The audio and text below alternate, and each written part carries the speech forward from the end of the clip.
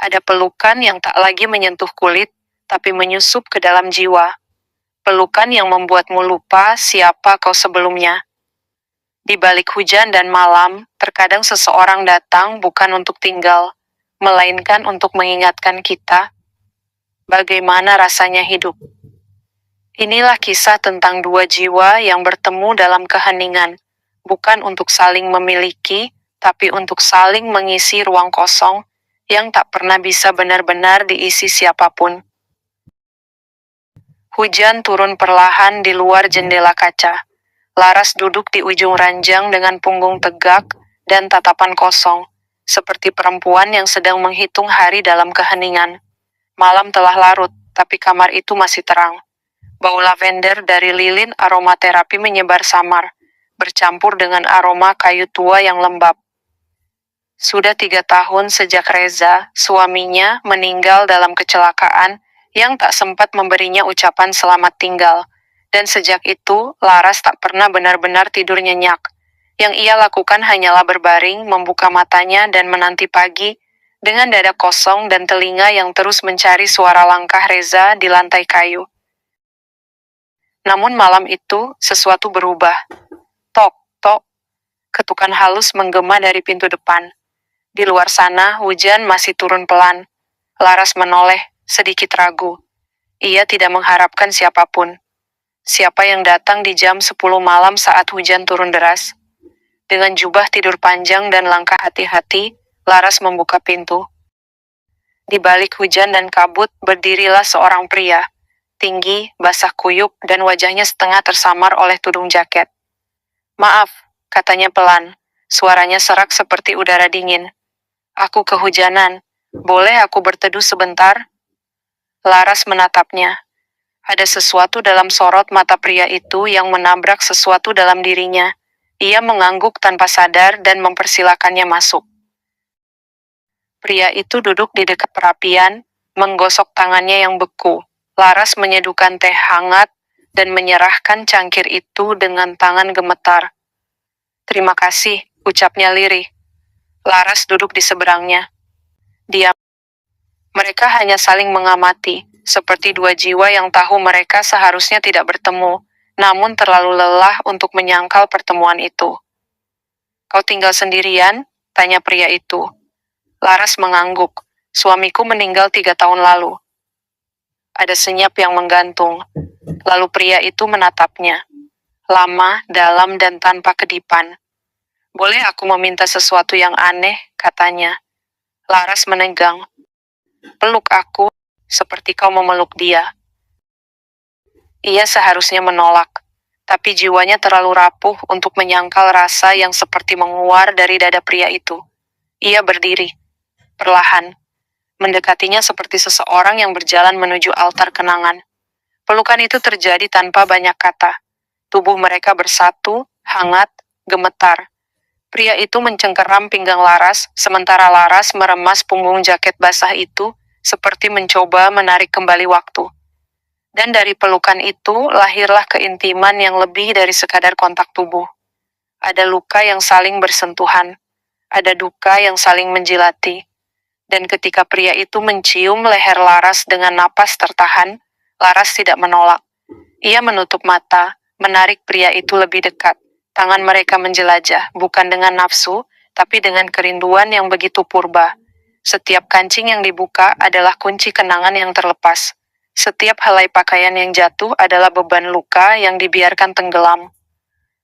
Mereka bersatu di sofa tua, dengan suara hujan sebagai latar, dan api perapian yang menari sebagai saksi. Ciuman mereka panjang, dalam dan penuh bisikan yang tidak pernah terucap. Malam itu menjadi titik balik. Pria itu datang lagi esoknya. Dan esoknya, tanpa nama, tanpa alasan. Mereka tidak butuh basa-basi. Cukup keheningan dan pelukan yang menjadi lebih dari sekadar pelarian. Terkadang mereka hanya duduk berdua, tangan saling menggenggam di meja makan.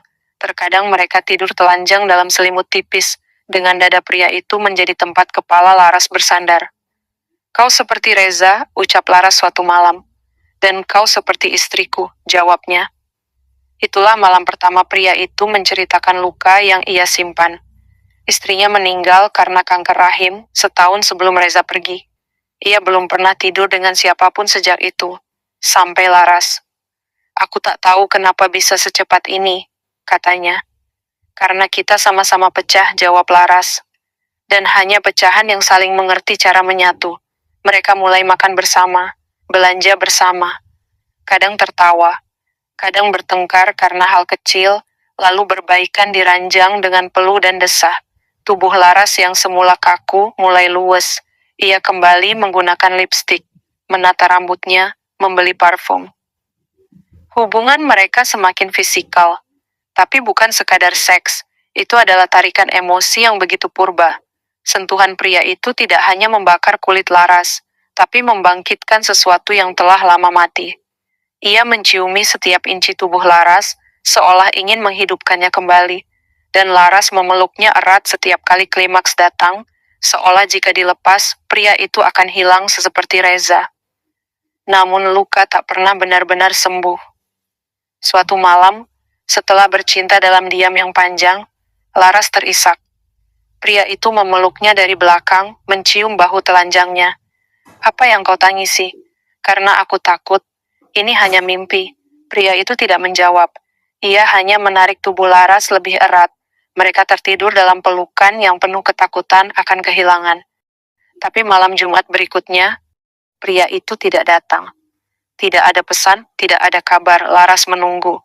Berhari-hari, berpekan-pekan. Ia bahkan menelepon rumah sakit. Tidak ada data, tidak ada nama. Ia bahkan tidak tahu siapa nama pria itu. Rumah kembali sunyi, tapi kini sunyinya lebih tajam, karena ia tahu rasanya hangat, dan tahu betapa perihnya kehilangan itu, untuk kedua kalinya. Bulan berlalu, Laras kembali sendiri, tapi ada yang berubah.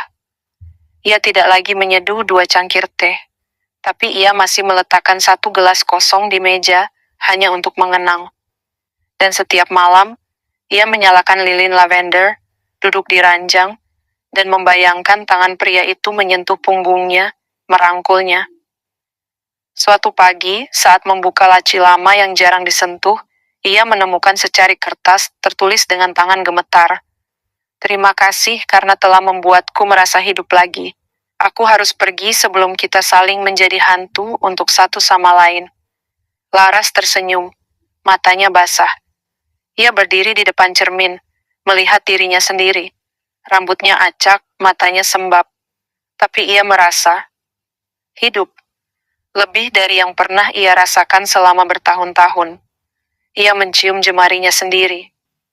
Dan untuk pertama kalinya, Laras berbisik ke bayangan cermin.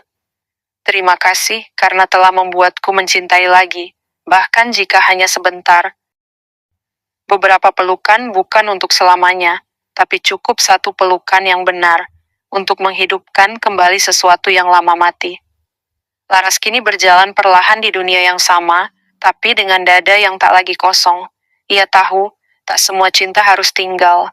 Terkadang, cinta hanya datang untuk menyentuh, dan lalu pergi, tapi bekasnya akan abadi. Selesai.